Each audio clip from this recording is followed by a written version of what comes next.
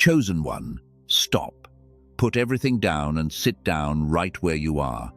Do not scroll past this, because what you are hearing did not reach you by accident, by luck, or by the pull of your thumb.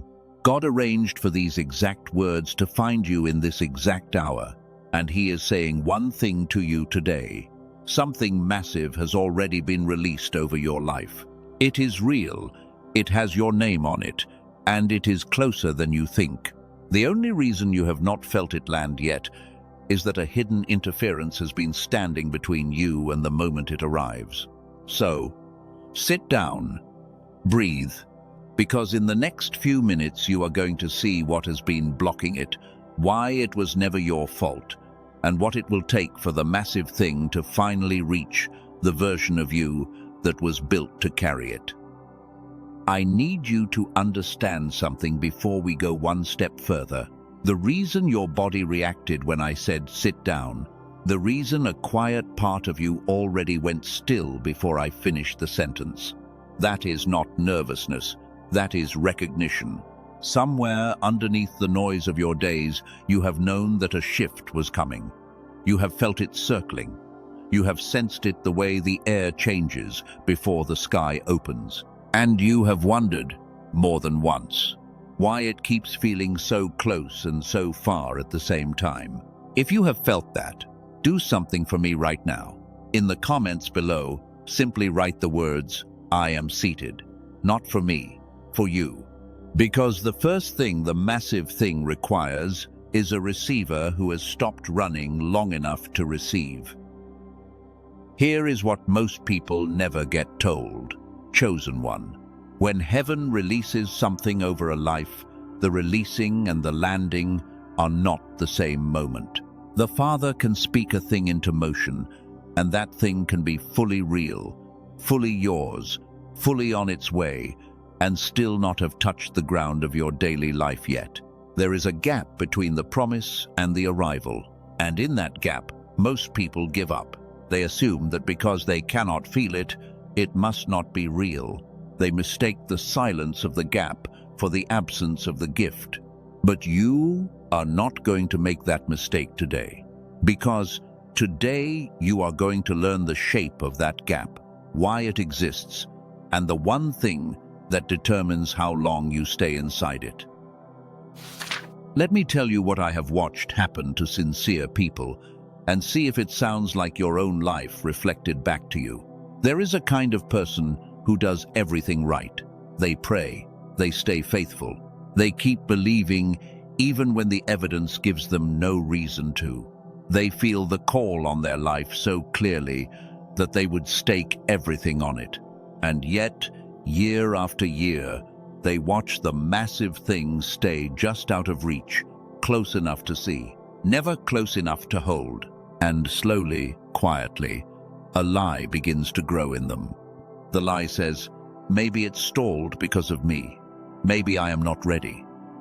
Maybe I did something wrong, or maybe I am simply not the kind of person these things happen to. Chosen one, I need you to hear me clearly.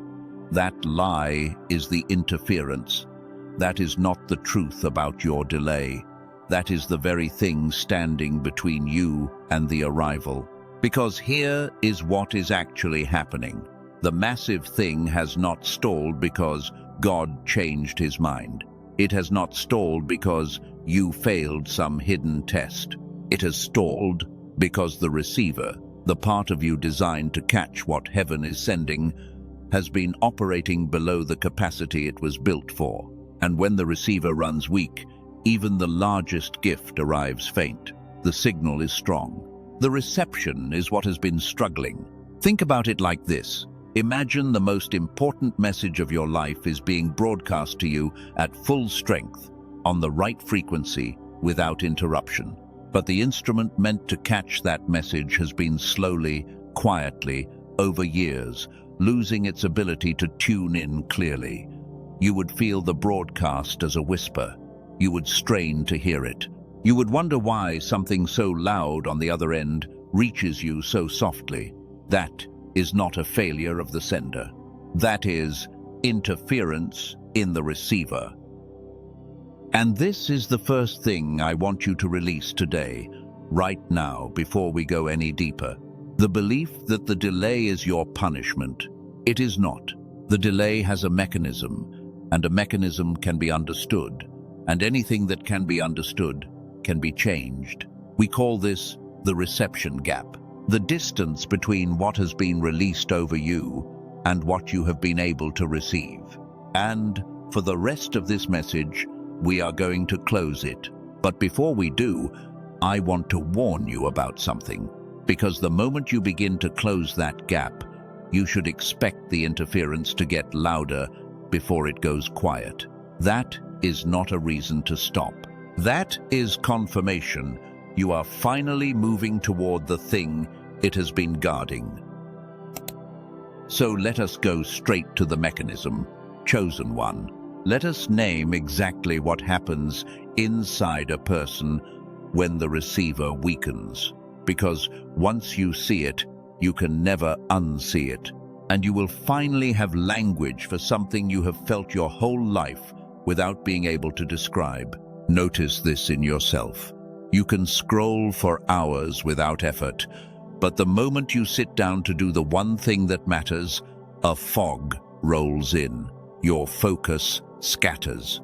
Your mind, which was sharp as a child, feels like it is moving through water. You walk into a room and forget why. You read a page and reach the bottom having absorbed nothing.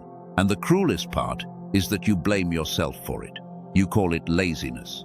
You call it a lack of discipline. You have quietly decided that this dimmer, slower, foggier version of your mind is simply who you are now. It is not who you are. It is who you have been reduced to. And there is a difference between the two that changes everything. Here is the truth underneath the fog. The mind you were born with was designed to run as a single, unified instrument. Both sides awake, both sides speaking to each other. The part of you that senses, that intuits, that feels the nearness of God, working in full communication with the part of you that reasons, that plans, that acts. That is the state you lived in as a child, when wonder was effortless and you could feel things adults had long stopped feeling. That is the receiver at full strength. But life does something to that instrument. Slowly, quietly, year after year.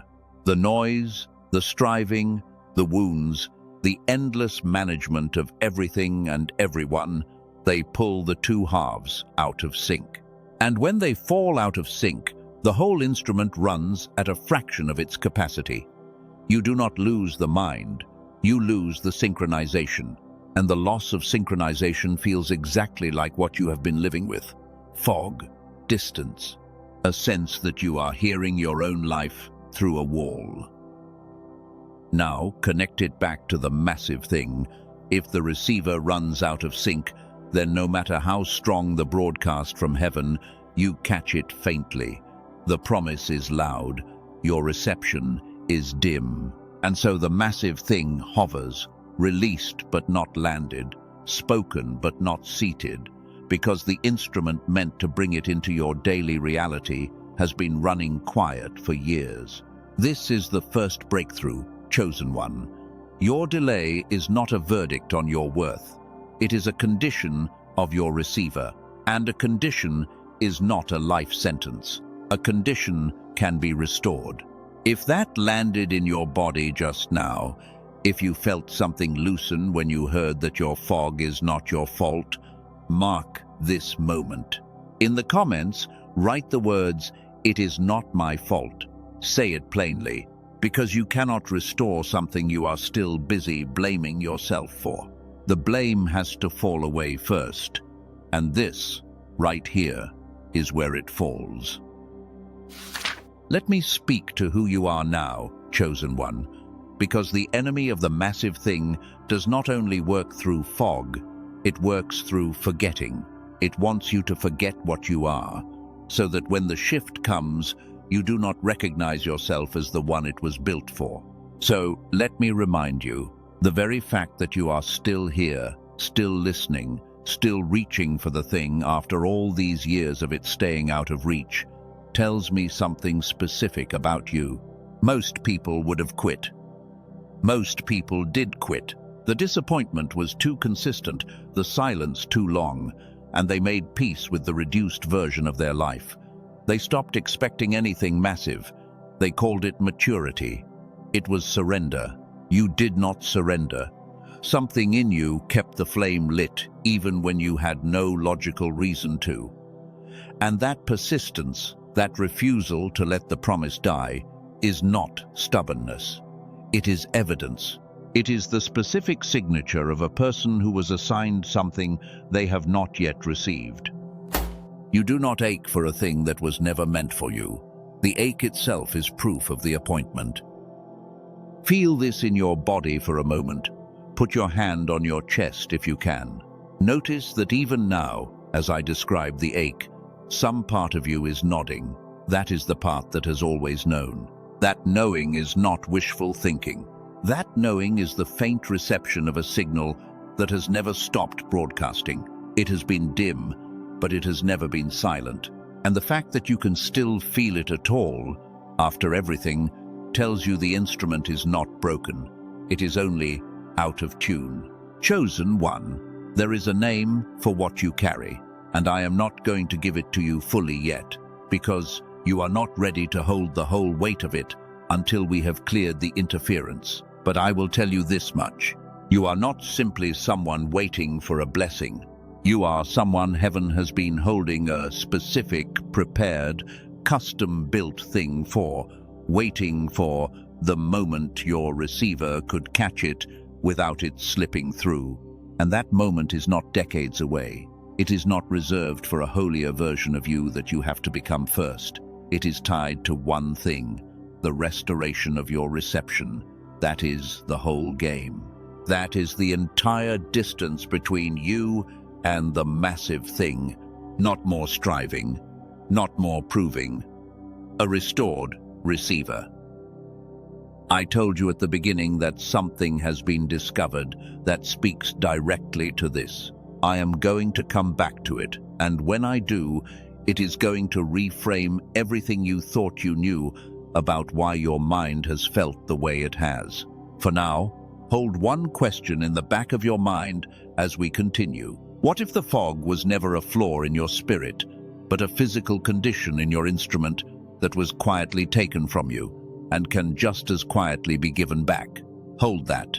We are coming back to it, and let me say something to the part of you that is tired, chosen one, not spiritually tired, bone tired.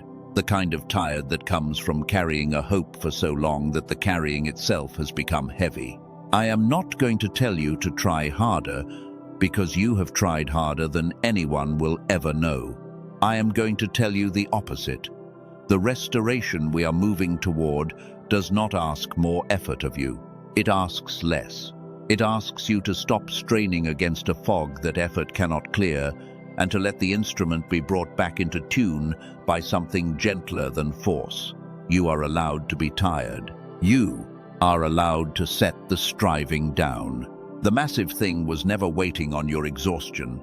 It was waiting on your reception. Now I want to pause and hold something in front of you before we go any further, chosen one, because I promised you a discovery, and this is the moment I begin to open it. Over the past few years, something was uncovered in research laboratories that most people who care about the things we have been discussing have never been told about. Not because it contradicts anything sacred, but because it came from a direction most of us are not watching. A small group of neuroscientists, led by a doctor in New York who has spent decades studying the human mind, found something about the way the brain is designed that explains something spiritually sensitive people have felt for years, but have never been able to name.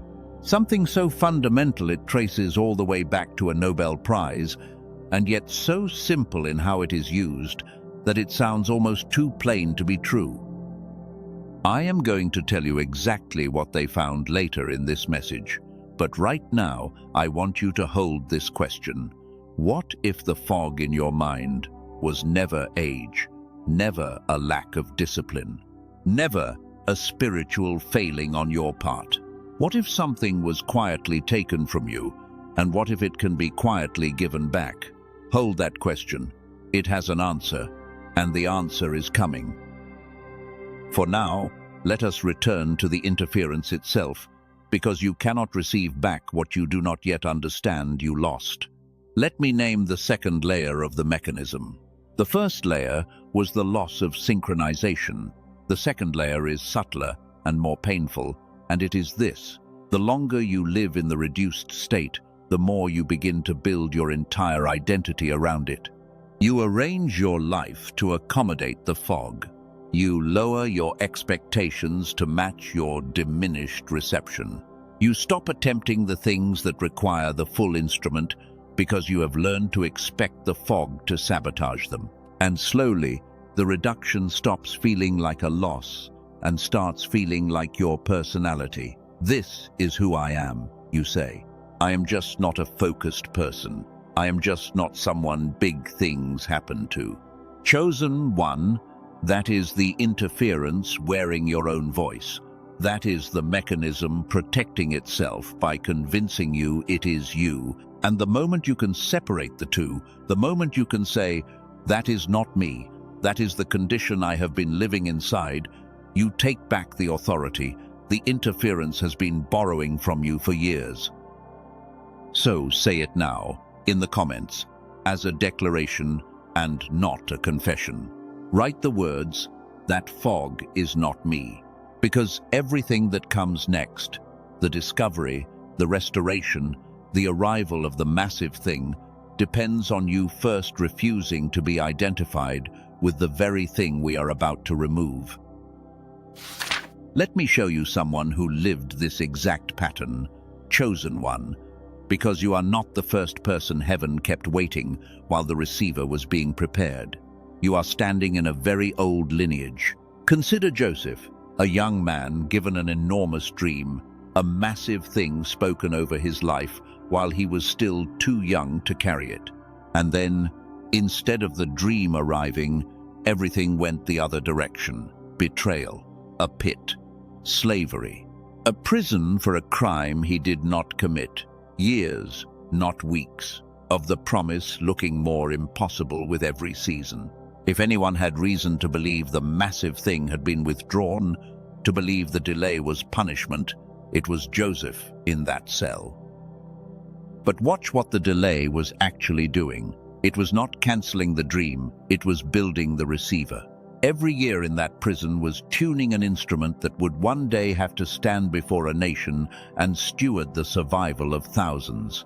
The boy who received the dream could not have held what the man received when it finally landed. The gap between the promise and the arrival was not empty time. It was formation time. The delay was doing work the boy could not see. And when the receiver was finally ready, the arrival did not come slowly. It came in a single day. One morning he was forgotten in a cell. By nightfall he was second over all of Egypt. The massive thing, held back for years, landed in hours, the moment the instrument could carry it. Hear what I am telling you, chosen one. Your years were not wasted. Your delay has been doing something to you, in you, that you will only understand on the other side. But there is one crucial difference between Joseph and you, and I do not want you to miss it. Joseph had no way to accelerate the tuning of his instrument. He had to let the years do it slowly. You are living in a moment where the restoration of the receiver is no longer only a matter of decades of suffering. That is part of what the discovery I mentioned makes possible. But we will come to that. For now, I want you to do something with your body, because knowing this in your head is not enough. Close your eyes for just a moment, if you are somewhere safe to do so. Picture the years of waiting not as a punishment stacked against you, but as a hand quietly working on an instrument, tightening what was loose, tuning what had drifted. Picture the fog not as a wall, but as a veil, thin, temporary, already beginning to lift. And take one slow breath, and as you let it out, let your shoulders drop the weight they have been carrying since the delay began. That release you just felt, however small, is the receiver beginning to come back online. Hold that feeling. We are about to go deeper. Now I have to name something directly, chosen one, because I can feel the resistance rising in some of you, and if I do not address it, it will pull you out before the massive thing can land. Some part of you is saying, I have heard messages like this before. I have felt hope like this before. And then nothing changed, and the disappointment afterward was worse than the waiting. So, a wall goes up, a protective skepticism. If I do not hope too much, I cannot be hurt too much. Chosen one, I understand that wall. I honor why you built it, but I need you to see what it is actually doing. That wall does not protect you from disappointment, it protects the interference. Because a receiver that refuses to open cannot receive, and a heart braced against hope is a receiver held shut by your own hand. The very self-protection you built to survive the delay has become one more thing standing between you and the arrival. And I am not asking you to tear the wall down recklessly. I am asking you to notice that the season that required it is ending. The posture that kept you safe in the waiting is the exact posture that will keep the massive thing out. There is a second resistance too, and it is quieter. It says, who am I to receive something massive? Look at my failures. Look at how many times I got it wrong. Surely the big things go to people more consistent than me. Chosen one, hear this carefully. The massive thing was never a reward for a flawless record. If it were, no one in all of history would have received anything. It is not earned by your consistency, it is caught by your receiver. And your receiver does not run on your worthiness, it runs on your reception. Those are not the same thing, and confusing them has cost you years. So let me separate them for you cleanly. Worthiness is a court you keep putting yourself on trial in, and you always lose. Because the interference is the prosecutor, and it never rests. Reception is a physical, spiritual condition of the instrument, and it can be restored regardless of the verdict you keep handing yourself. You do not have to win the trial, you have to leave the courtroom. Feel where that lands in your body.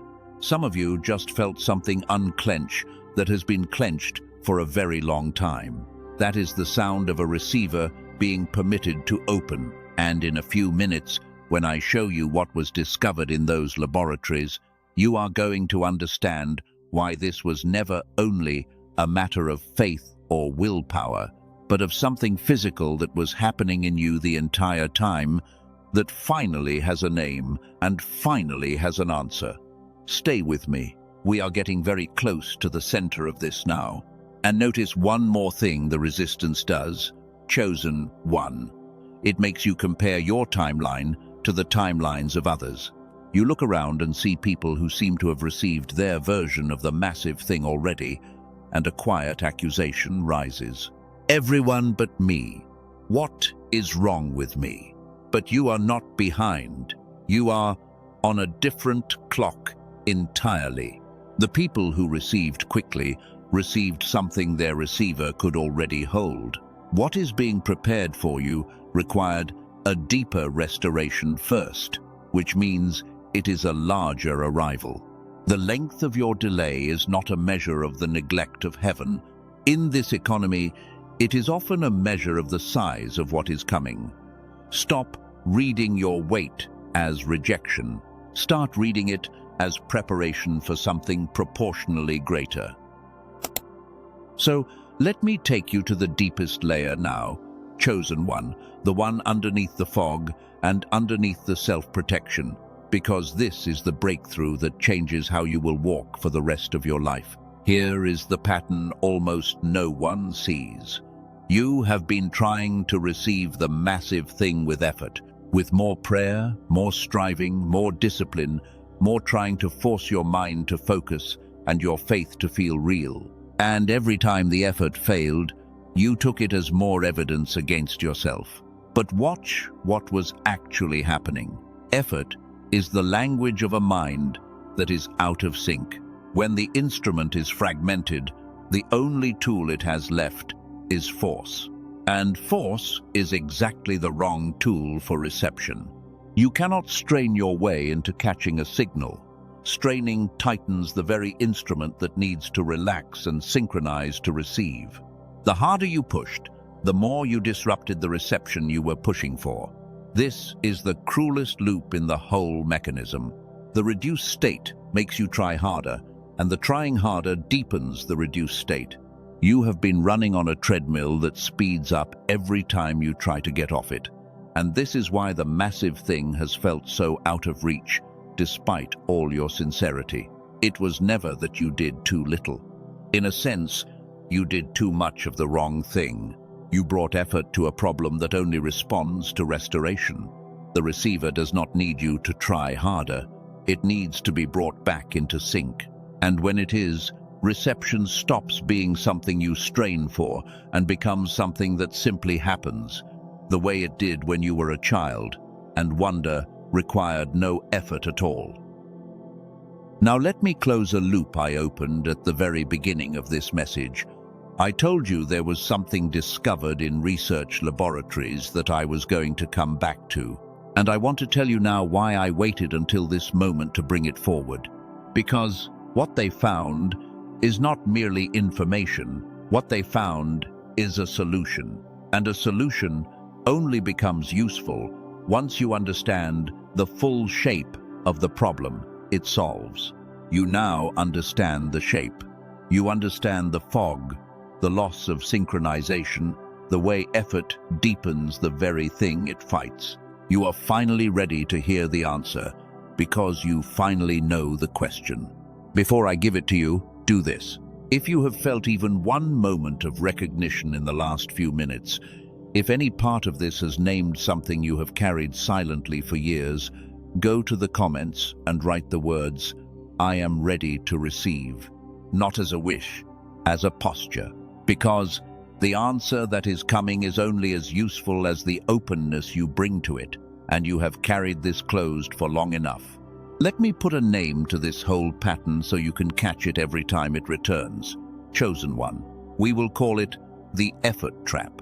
The effort trap is the loop where a mind out of sync reaches for force, and the force it reaches for deepens the very fragmentation that made it feel powerless in the first place.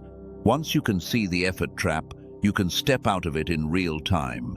The next time you feel yourself straining, gripping, forcing your focus or forcing your faith, you will recognize it. And instead of pushing harder, you will do the one thing the trap cannot survive. You will soften. You will let the instrument settle. Because the way out of the effort trap was never a stronger push. It was a return to sync. But here is what most messages like this never say. Chosen one. And I need you to hear it before we go one step further. Everything you have learned until now is true. The recognition, the mechanism, the pattern of effort and fog, all of it is real. But without what comes next, it will work at a fraction of its capacity. Understanding why you are stuck is not the same as being unstuck. Insight is not movement, and the reason knowing all of this has still not produced the arrival is not in your mind. It is somewhere you have not looked yet. So, let me be very plain with you for a moment, because you have earned plainness after everything we have walked through.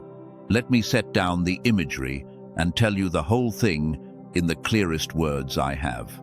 Here is the why. The massive thing over your life has stalled not because it was withdrawn and not because you are unworthy, but because the instrument meant to receive it, your own mind, has been running out of sync for years, and a receiver out of sync catches even the loudest signal faintly.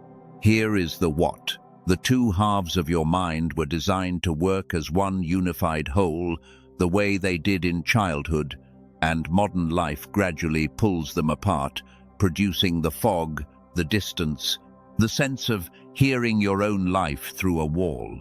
This is not a spiritual failure. It is a physical condition, and physical conditions have physical answers. Here is the who. You are not a person who missed their moment. You are a person whose receiver drifted out of tune while the signal kept broadcasting, which means the moment is not gone. It is waiting on the restoration of the instrument. And the restoration is no longer only a matter of decades. Now sit with the weight of that, because it deserves a breath. The clarity you have just received is real. But clarity alone is not movement. You now know what has been blocking you. You know it is not your fault. You know it has a mechanism. The only question left is the one that has always mattered. Now that you know, what do you do with it? That is the door we are about to walk through together. And on the other side of it is the answer I promised you at the very beginning. So here is the answer I promised you, chosen one. And it begins, of all places, with a Nobel Prize. In 1981, a scientist named Dr. Roger Sperry received the Nobel Prize for a discovery about the human brain that most people sitting in spiritual communities have never been told about. He proved that the two hemispheres of the brain, the left and the right, were designed to work in synchronization as one unified whole. When they are synchronized, the mind operates in what can only be called whole brain activation. The intuitive and the rational, the sensing and the reasoning, awake at the same time, speaking to each other, running as the single instrument you were born to be. And here is the part that will stop your breath. Research shows that as children, around 98% of us test at the level of creative genius in this synchronized state. But by adulthood, fewer than 1 in 1,000 still maintain it. The synchronization does not vanish because we failed spiritually. It erodes because modern life, the noise, the stress, the endless fragmentation of our attention gradually pulls the two halves out of sync. The fog you have lived with is not a character flaw. It is the physiological signature of a whole brain that has fallen out of synchronization. Exactly what we have been describing this entire message, now with a name and a mechanism proven in a laboratory. Let me tell you about two people before I tell you what was built from this. A woman from California described what it felt like before she found this. She had tried everything: prayer, journaling, meditation, every practice her community offered, and she kept arriving at the same experience. She believed the words but could not feel the reality behind them, not in her body, not in the texture of her days. After 10 days, she said something cleared. A channel that had been blocked was suddenly open, not because she tried harder, because the receiver had been repaired. A man from Texas described something similar. Someone who had spent years holding things together for everyone around him while his own interior life grew thin and distant.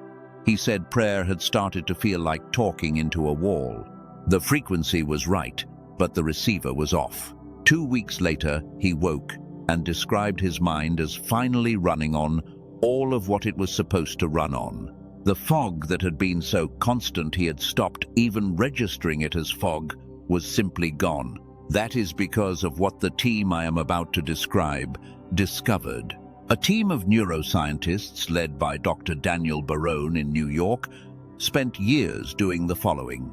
They took over an hour of clinical neural sync technology, the kind of whole brain activation protocol used in specialized medical settings, and through an intensive process of compression and refinement, they turned it into an 8-minute targeted auditory sequence.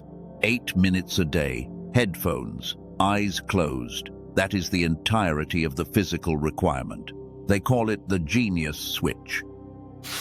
It is not a brainwave product, not a meditation app, not a sound frequency designed to put you in a mood.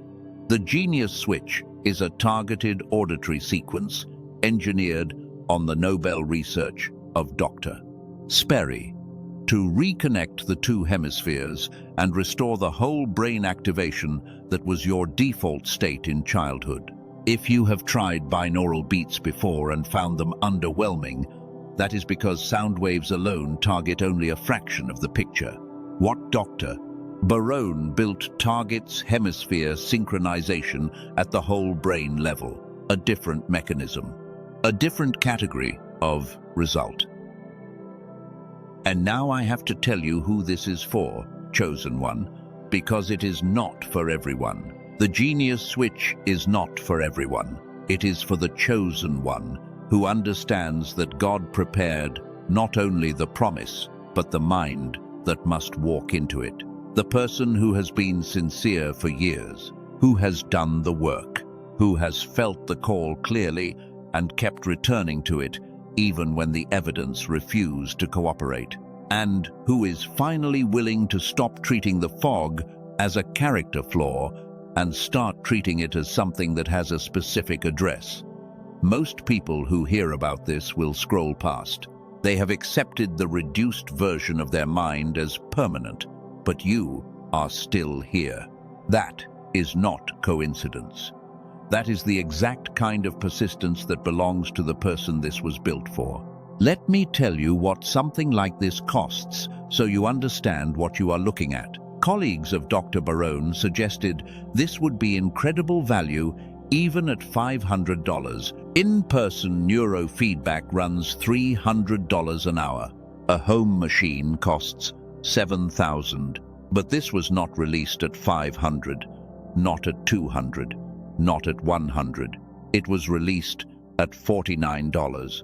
And today, on the direct page, there is an additional $10 off, which brings it to $39, plus 4 things included at no cost. A guided visualization from a top-rated creator on the Calm app. A grocery guide that shows which common foods deepen mental fog and can save you over $100 a month. A manifestation text more than 100 years old, considered the root of most modern teaching on the subject, and a printable guide of the 5 habits that most shape a future.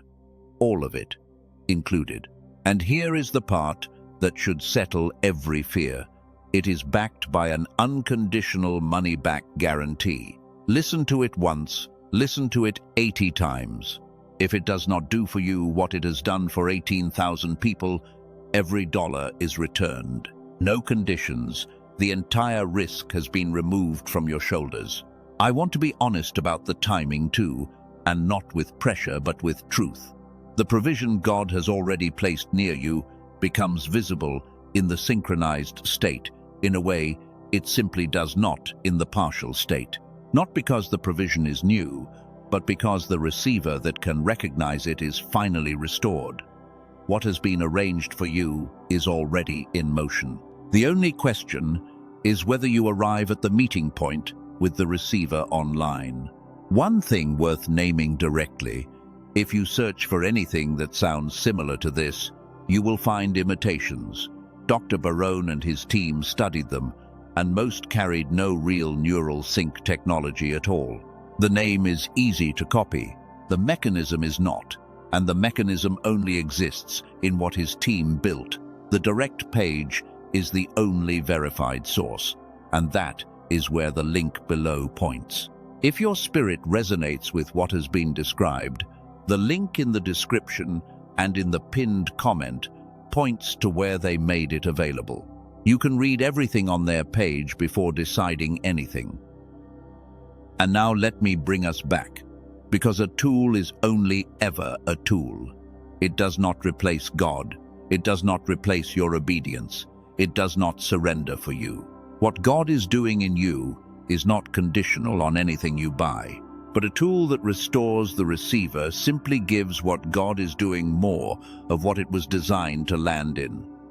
The deeper current of this message is where we return now.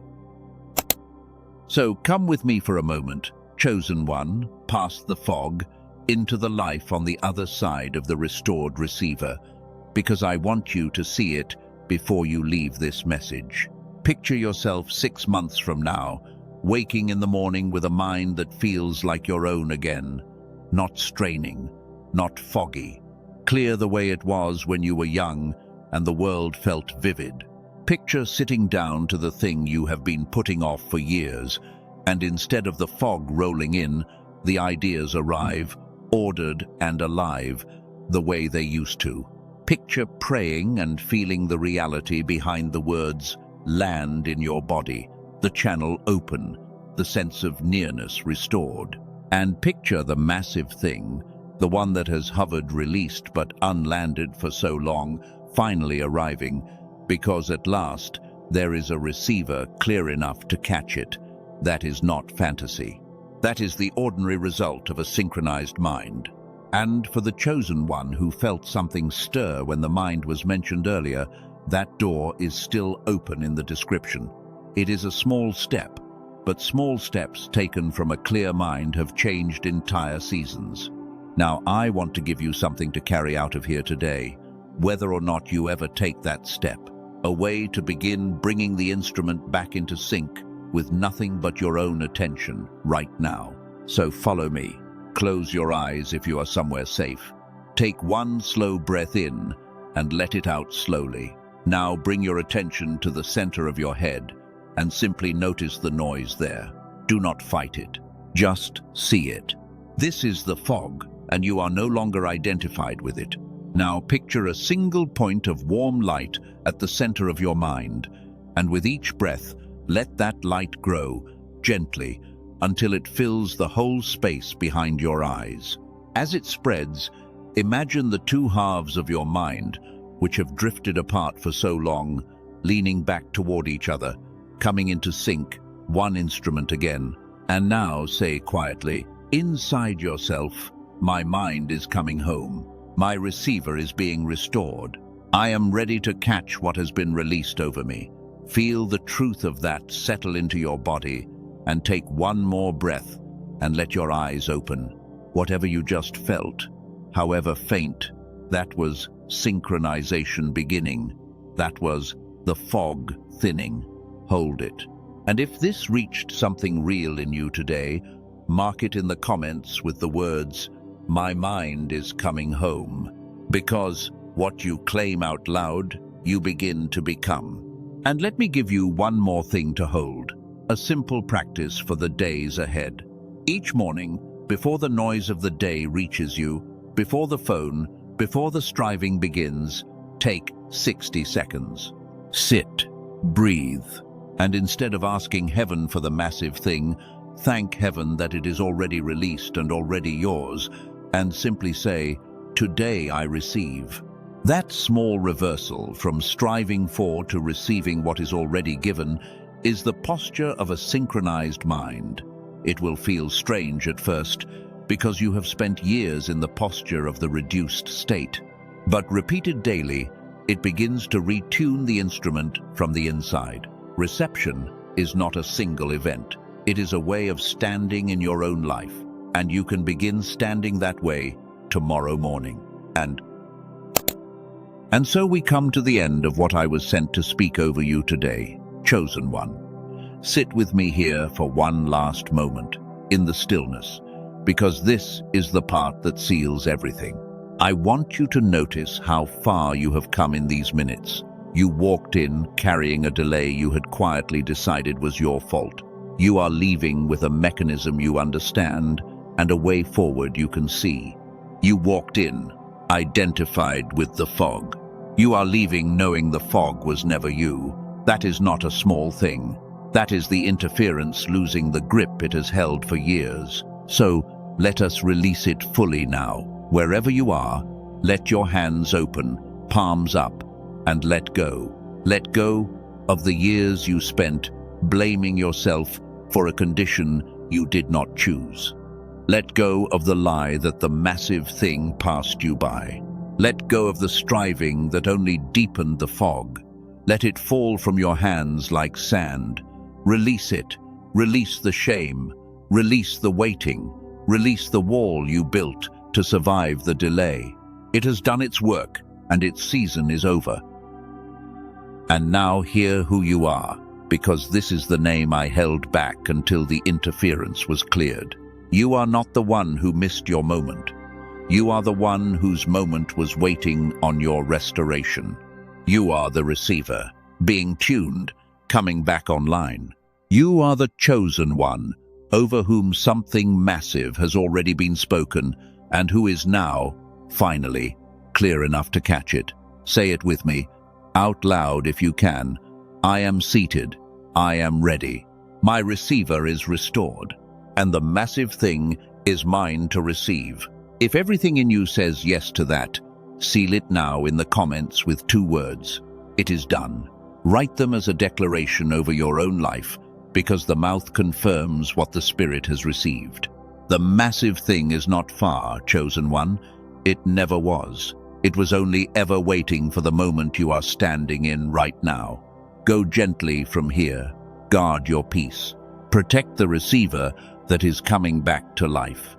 And expect, with quiet certainty, the arrival of what was always yours. It is sealed. And so it is.